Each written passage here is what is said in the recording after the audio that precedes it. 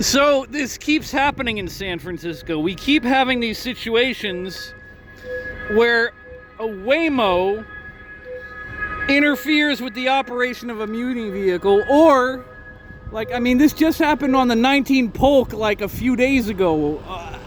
I'm flabbergasted. Another damn Waymo making contact with a Muni vehicle.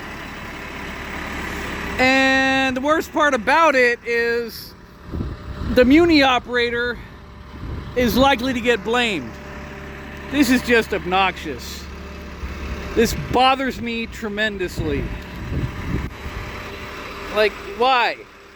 I've had two experiences recently where I saw Waymo drive into the path of a Muni bus, violating the Muni bus's right of way.